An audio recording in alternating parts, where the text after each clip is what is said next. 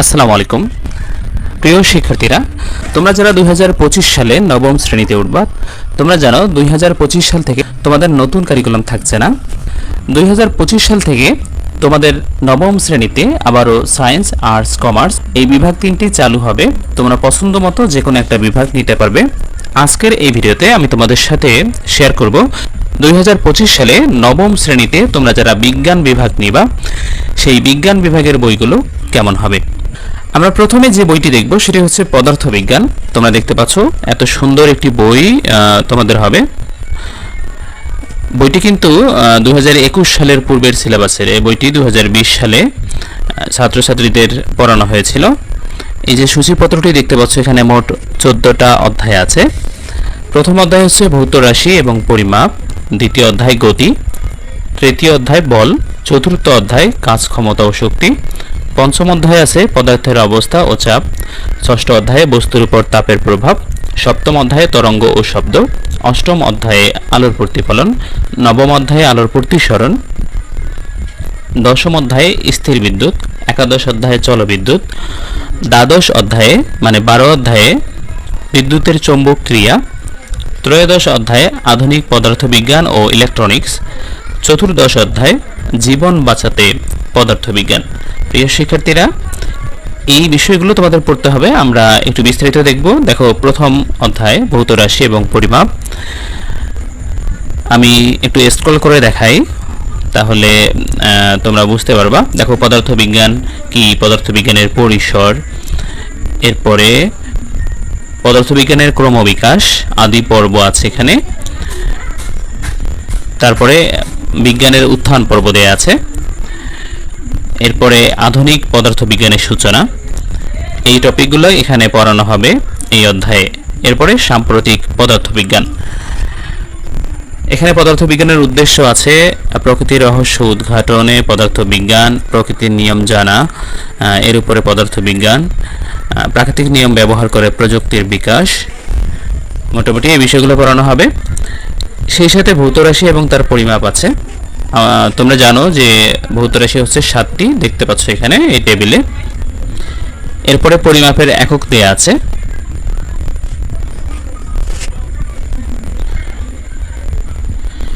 এরপরে মাত্রা আছে, পরিমাপের যন্ত্রপাতি, এখানে স্কেল, ভার্নিয়ার স্কেল, এই যে ভার্নিয়ার স্কেলটা দেখতে পাচ্ছ। এরপরে হচ্ছে দেখতে পাচ্ছ এটা হচ্ছে স্লাইড ক্যালিপার্স, আর এর পাশেরটা হচ্ছে স্ক্রু গজ, ব্যালেন্স মাপার যন্ত্র। এই বিষয়গুলো পড়ানো হবে প্রথম অধ্যায়ে। এরপরে আমরা দেখব হলো দ্বিতীয় অধ্যায়।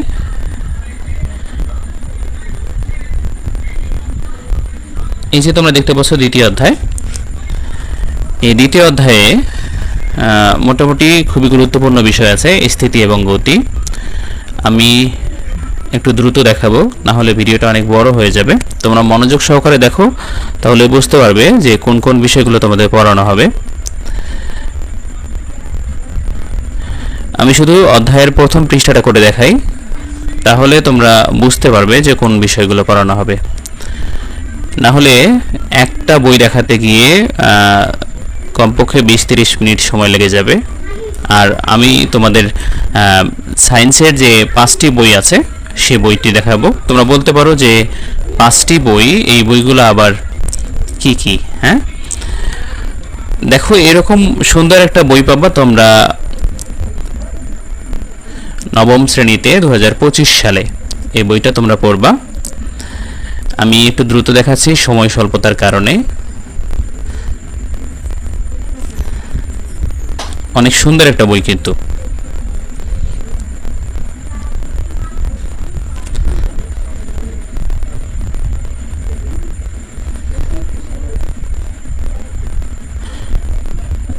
যেহেতু অনেক বড় একটা বই, তোমরা দেখতে পাচ্ছ। কেবল চতুর্থ অধ্যায়ে আসলাম। এই যে দেখো, রূপপুর পারমাণবিক বিদ্যুৎ কেন্দ্রের একটা ছবি দেওয়া আছে। আমি একবারে শেষে দেখাই, অনেক বড় একটা বই হওয়ার কারণে আর দেখানো সম্ভব হচ্ছে না। দেখো, এই যে 2020 সালের এই বইটি, তোমাদেরকে পড়ানো হবে। এখানে মোট পৃষ্ঠার সংখ্যা হচ্ছে 408টি। তাহলে বুঝতেই পারছো কত বড় বই, এই জন্য দ্রুত দেখালাম তোমাদের। এরপরে আমরা দেখব কেমিস্ট্রি। দেখো এই সুন্দর বইটি পড়বা তোমরা 2025 সাল থেকে নবম শ্রেণীতে যারা উঠবা। দেখো এখানে যে সূচিপত্রটি দেখতে পাচ্ছ এখানে 12টি অধ্যায় আছে। প্রথম অধ্যায় হচ্ছে রসায়নের ধারণা, দ্বিতীয় অধ্যায় পদার্থের অবস্থা, তৃতীয় অধ্যায় পদার্থের গঠন, চতুর্থ অধ্যায় পর্যায় সারণী, পঞ্চম অধ্যায় রাসায়নিক বন্ধন, ষষ্ঠ অধ্যায় মৌলের ধারণা ও রাসায়নিক গণনা, সপ্তম অধ্যায় রাসায়নিক বিক্রিয়া, অষ্টম অধ্যায় রসায়ন ও শক্তি, নবম অধ্যায় অ্যাসিড ক্ষারক সমতা, দশম অধ্যায় খনিজ সম্পদ, ধাতু অধাতু, একাদশ অধ্যায় খনিজ সম্পদ, জীবাশ্ম, দ্বাদশ অধ্যায় আমাদের জীবনের রসায়ন। আমরা একটু দেখি। দেখো এই প্রথম অধ্যায়টা দেখতে পাচ্ছ, কত সুন্দর ছবির মাধ্যমে দেখানো হয়েছে। এখানে প্রথম অধ্যায়ে খুব বেশি কিছু নাই, রসায়নের গুরুত্বপূর্ণ বিষয়গুলো এখানে একটু মাত্র ধারণা দেওয়া হয়েছে। রসায়নের সূচনা কিভাবে হয়েছে, বিভিন্ন বিষয়ের সাথে রসায়নের সম্পর্ক, এই বিষয়ে একটু বর্ণনা করা আছে।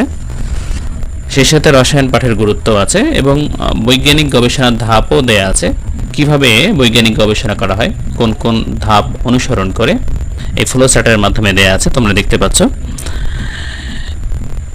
আমি এই বইটিও সময় স্বল্পতার কারণে খুব দ্রুত দেখাবো। এই যে দেখতে পাচ্ছ দ্বিতীয় অধ্যায় পদার্থের অবস্থা। এখানে মূলত পদার্থ যে তিন ধরনের সেই অবস্থাটাই বর্ণনা করা হয়েছে। সেই সাথে দেখো কণার গতিতত্ত্ব, ব্যাপন, নিঃসরণ, এই বিষয়গুলো এখানে আছে। এরপরে আমরা তৃতীয় অধ্যায় দেখব। তোমরা দেখতে পাচ্ছ তৃতীয় অধ্যায় পদার্থের গঠন। এখানে মূলত পদার্থ যে ক্ষুদ্র ক্ষুদ্র কণিকা দ্বারা গঠিত সেই বিষয়ে বর্ণনা করা হয়েছে। অণু, পরমাণু, মৌলের প্রতীক, এই বিষয়গুলো এখানে আছে। মৌলের পরমাণুর ভেতরের কণা, ভর সংখ্যা, পরমাণু মডেল আছে। এখানে চমৎকার দুইটি পরমাণু মডেল আছে।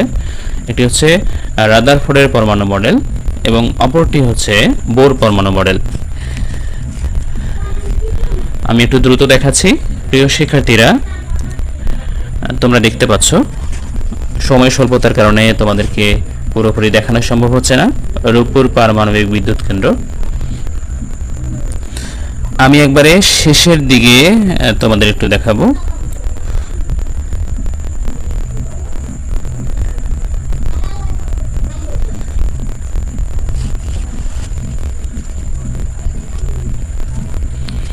এই বইটি তোমরা দেখতে পাচ্ছ, এই যেখানে ধাতু নিষ্কাশন, ধাতু বিশুদ্ধকরণ, এসব বিষয় এখানে আলোচনা করা হয়েছে।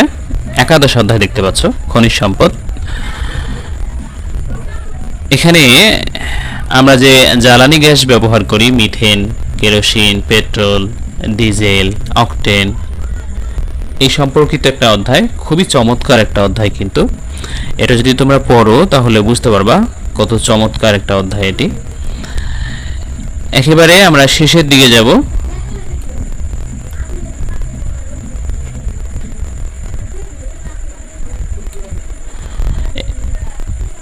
এই যে তোমাদের বইয়ের শেষ পৃষ্ঠায় এসে গেছে, 305 পৃষ্ঠার এই বইটি তোমরা দেখতে পাচ্ছ। 2020 সালে এটি শিক্ষার্থীদের পড়ানো হতো এই বইটি। আমরা এবারে উচ্চতর গণিত দেখব। দেখো আমরা যদি সূচিপত্র দেখি, এখানে মোট অধ্যায় আছে 16টি, কিন্তু তোমাদের 14 অধ্যায় পর্যন্ত অঙ্ক আছে। 15 অধ্যায়ে কয়েকজন গণিতবিদ সম্পর্কে আলোচনা করা হয়েছে। দেখো এই প্রথম অধ্যায়ে যা আছে সেট ও ফাংশন, দ্বিতীয় অধ্যায়ে বীজগাণিতিক রাশি, তৃতীয় অধ্যায়ে জ্যামিতি, চতুর্থ অধ্যায়ে জ্যামিতিক অঙ্কন, পঞ্চম অধ্যায়ে সমীকরণ, ষষ্ঠ অধ্যায়ে অসমতা, সপ্তম অধ্যায়ে অসীম ধারা, অষ্টম অধ্যায়ে ত্রিকোণমিতি, নবম অধ্যায়ে সূচকীয় ও লগারিদমীয় ফাংশন, দশম অধ্যায়ে দ্বিপদী বিস্তৃতি, একাদশ অধ্যায়ে স্থানাঙ্ক জ্যামিতি, দ্বাদশ অধ্যায়ে সমতলীয় ভেক্টর, ত্রয়োদশ অধ্যায়ে ঘন জ্যামিতি, চতুর্দশ অধ্যায়ে সম্ভাবনা। তোমাদের এই বইয়ের অঙ্কগুলো কিন্তু খুবই সহজ এবং যারা উচ্চতর গণিত নিবা তারা খুব মজা করে অঙ্কগুলো করবা এবং এই বই থেকে খুব সহজেই A+ পাওয়া যায়। এই যে 14টা অধ্যায় আছে, এখান থেকে অল্প কিছু সংখ্যক অধ্যায় যদি তোমরা করো, মানে অর্ধেকের মতো অধ্যায়, তারপরেও A+ পাওয়া সম্ভব। আমরা একটু বিস্তারিত দেখব। দেখো সেট ফাংশন দেয়া আছে প্রথম অধ্যায়। এখানে সাধারণ গণিতের মতো সেট ফাংশনগুলো আছে, কিন্তু সাধারণ গণিতের চেয়ে একটু অ্যাডভান্স লেভেলের গণিত আছে এই সেট ফাংশনে। আমার এই চ্যানেলে তোমাদের এই সেট ফাংশনের অঙ্কগুলো ধারাবাহিকভাবে করা আছে, তোমরা প্লে লিস্ট থেকে সেগুলো দেখতে পারো। এখানে কিন্তু সেট এবং ফাংশন 1.1 এবং 1.2 দুইটা অনুশীলনের মাধ্যমে বর্ণনা করা হয়েছে। এই যে দেখতে পাচ্ছ 1.2 এর এই অনুশীলনীটা আছে এখানে।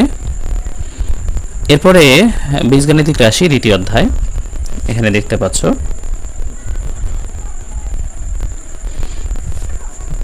সময় স্বল্পতার কারণে আমি একটু দ্রুত দেখাবো, বিস্তারিত দেখালে অনেকটা সময় লেগে যাবে। তোমরা একবারে শেষে দেখো, এই যে কয়েকজন গণিতবিদের জীবনী দেয়া আছে, সংক্ষিপ্ত জীবনী আর কি, তারা কি কি করেছেন সেটি বর্ণনা করা হয়েছে সংক্ষেপে।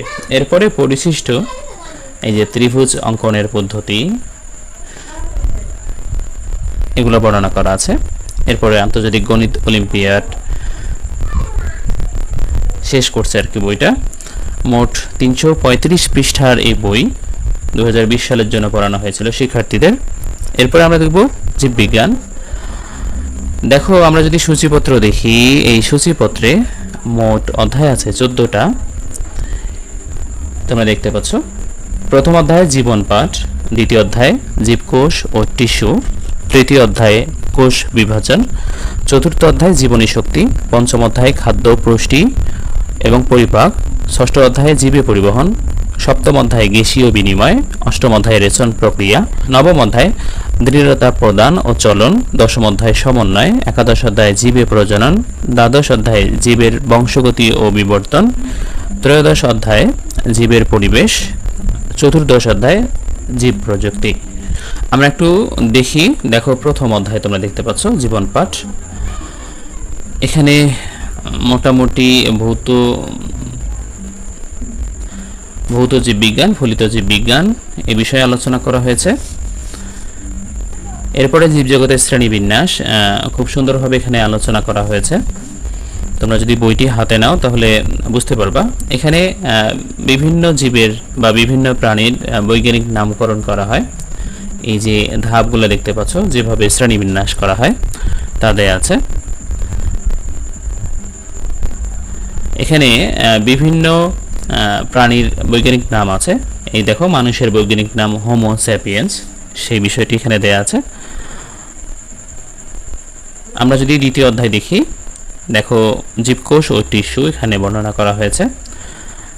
আর বিস্তারিত দেখাতে পাচ্ছি না সময় স্বল্পতার কারণে। এখানে দেখো উদ্ভিদ কোষ এবং প্রাণী কোষ খুব সুন্দরভাবে কিন্তু দেয়া আছে। আমি খুব দ্রুত দেখাবো।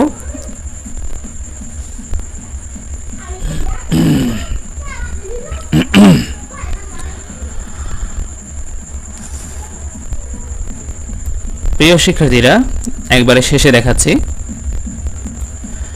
তোমরা একটু মনোযোগ দাও তাহলে বুঝতে পারবা। দেখো এই বইটি কিন্তু 316 পৃষ্ঠার, 2020 সালে পড়ানো হয়েছিল। সর্বশেষ যে বইটি দেখব সেটি হচ্ছে বাংলাদেশ ও বিশ্ব পরিচয়। তবে তোমাদের পদার্থবিজ্ঞান, রসায়ন, উচ্চতর গণিত এবং জীববিজ্ঞান এই চারটি বই হচ্ছে বিজ্ঞান মানে সায়েন্সের বই। আর এটিও সায়েন্সের স্টুডেন্টদের পড়ানো হয়, তবে এটি বাংলাদেশ ও বিশ্ব সভ্যতা মানে বাংলাদেশের ইতিহাস সম্পর্কেই পড়ানো হয় সায়েন্সের স্টুডেন্টদের। দেখো আমরা যদি সূচিপত্র দেখি, এই বইটি কিন্তু কম্পালসরি, বুঝছো? এই বইটি তোমাদের পড়তে হবে। এখানে মোট অধ্যায় আছে হলো 16টি।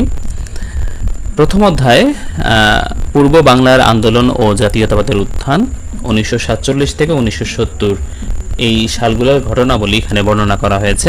দ্বিতীয় অধ্যায় স্বাধীন বাংলাদেশ, তৃতীয় অধ্যায় সৌরজগৎ ও ভূমণ্ডল, চতুর্থ অধ্যায় বাংলাদেশের ভূপ্রকৃতি ও জলবায়ু। পঞ্চম অধ্যায় বাংলাদেশের নদ নদী ও প্রাকৃতিক সম্পদ। ষষ্ঠ অধ্যায়ে রাষ্ট্র, নাগরিকতা ও আইন। সপ্তম অধ্যায় বাংলাদেশ সরকারের বিভিন্ন অঙ্গ ও প্রশাসন ব্যবস্থা। অষ্টম অধ্যায় বাংলাদেশের গণতন্ত্র ও নির্বাচন। নবম অধ্যায়ে জাতিসংঘ ও বাংলাদেশ। দশম অধ্যায় টেকসই উন্নয়ন অভিষ্ট বা এসডিজি। একাদশ অধ্যায়ে জাতীয় সম্পদ ও অর্থনৈতিক অবস্থা। দ্বাদশ অধ্যায়ে অর্থনৈতিক নির্দেশক সমূহ ও বাংলাদেশের অর্থনীতির প্রকৃতি। ত্রয়োদশ অধ্যায়ে বাংলাদেশ সরকারের অর্থ ও ব্যাংক ব্যবস্থা। চতুর্দশ অধ্যায়ে বাংলাদেশের পরিবার কাঠামো ও সামাজিকীকরণ। পঞ্চদশ অধ্যায়ে বাংলাদেশের সামাজিক পরিবর্তন এবং ষোড়শ অধ্যায় 16 অধ্যায় বাংলাদেশের সামাজিক সমস্যা ও এর প্রতিকার। এই বিষয়ে এখানে বর্ণনা করা হয়েছে। এখানে দেখতে পাচ্ছ যে প্রথম অধ্যায় পূর্ব বাংলার আন্দোলন ও জাতীয়তাবাদের উত্থান 1947 থেকে 1970 খ্রিস্টাব্দ। তোমরা জানো 1947 সালে ভারত পাকিস্তান বিভক্ত হয় এবং 1970 সালের পরে 1971 সালে বাংলাদেশ স্বাধীন হয়। তো 1971 সালের পূর্বে 1947 সাল থেকে 1970 সাল পর্যন্ত যে ঘটনাগুলো ঘটেছিল ভারত থেকে পাকিস্তান আলাদা হওয়ার পরে, সেই ঘটনাবলী এখানে বর্ণনা করা হয়েছে। তোমরা যদি এই বইটা পড়ো তাহলে স্বাধীনতার পূর্বে পাকিস্তানের সাথে আমাদের যে ঘটনাগুলো ঘটেছে সেই ঘটনাগুলো এখানে আমরা জানতে পারবো। প্রিয় শিক্ষার্থী, আমি বিস্তারিত দেখাবো না, পুরো বইটি দেখানো সম্ভব নয়, কারণ তোমাদের আমি এখানে 5টি বই দেখালাম। একটা বই যদি পুরোভাবে দেখাইতে চাই তাহলে মোটামুটিভাবে 30 মিনিটের মতো সময় লাগবে। সেক্ষেত্রে 5টি বই 150 মিনিট, তোমাদের 2.5 ঘন্টার মতো সময় লাগতেছে। আসলে এত বড় ভিডিও দেখা সম্ভব নয়, তাই তোমাদের পুরো বইটি আমি দেখাচ্ছি না, একবারে শেষে দেখব আমরা। এই বইটি 2020 সালে শিক্ষার্থীদের পড়ানো হতো। প্রিয় শিক্ষার্থী, আশা করছি এই ভিডিওটি তোমাদের ভালো লেগেছে। তোমরা 2025 সালে যারা নবম শ্রেণীতে উঠবা তারা অন্তত দেখতে পারলা যে তোমাদের নবম শ্রেণীতে কোন বইগুলো পড়ানো হবে। বলে রাখা ভালো, তোমরা জানো যে নবম শ্রেণীতে তোমাদের সৃজনশীল প্রশ্ন আবার আসতেছে এবং তোমাদের মূল্যায়ন ত্রিভুজ, চতুর্ভুজ, বৃত্ত এর মধ্যে হবে না। তোমাদের মূল্যায়ন হবে নম্বরের ভিত্তিতে এবং তোমাদের A+, এই গ্রেডগুলোও থাকতেছে। প্রিয় শিক্ষার্থী, আশা করছি তোমরা ভালোভাবে পড়াশোনা করবে এবং তোমাদের অভিষ্ট লক্ষ্যে তোমরা পৌঁছে যাবে। তোমাদের নতুন কারিকুলাম আর হজম করতে হচ্ছে না। নতুন কারিকুলাম কিন্তু যদিও ভালো ছিল, এর মূল্যায়ন পদ্ধতি পুরো ব্যাপারটা একেবারে জগা খিচুড়ি করে ফেলেছে সরকার, যার কারণে এত সমালোচনা ছিল। তবে বইগুলোর কিছু কিছু অংশ খুবই ভালো, যেটা আমি একজন শিক্ষক হিসেবে দেখেছি। বইগুলো মোটামুটিভাবে ভালো আছে, তবে বেশিরভাগ অংশে বইগুলো একেবারে হজবরল অবস্থা করে ফেলেছে নতুন কারিকুলামে। সেই হিসেবে তোমাদের এই পুরাতন কারিকুলাম সৃজনশীল কারিকুলামের যে বইগুলো, এই বইগুলো কিন্তু বেশ কয়েকবার পরিমার্জন করা হয়েছে। আশা করি তোমরা সেই বইগুলো ভালোভাবে পড়বা এবং ভালো রেজাল্ট করবা। প্রিয় শিক্ষার্থী, তোমরা যারা 2025 সালে নবম শ্রেণীতে বিজ্ঞান বিভাগ নিবা, তোমাদের জন্য শুভকামনা রইল। তোমরা নিয়মিত আমাদের এই চ্যানেলটি দেখবা, কারণ তোমাদের বিজ্ঞান বিভাগের এই যে 4টি বই দেখালাম, পদার্থ, রসায়ন, উচ্চতর গণিত এবং বায়োলজি, এই 4টি বইয়ের অধ্যায়ভিত্তিক ক্লাসগুলো আমাদের চ্যানেলে প্রকাশ করা হবে। সেই জন্য চ্যানেলটি সাবস্ক্রাইব করে পাশে থাকা বেল আইকনটিকে অন করে রাখো। যখনই আমাদের এই চ্যানেলে ভিডিও পাবলিশ করা হবে সেই ভিডিওগুলো তোমরা পেয়ে যাবা। প্রিয় শিক্ষার্থী, তোমরা সবাই ভালো থাকবে, সুস্থ থাকবে। দেখা হবে পরবর্তী ভিডিওতে। আল্লাহ হাফেজ।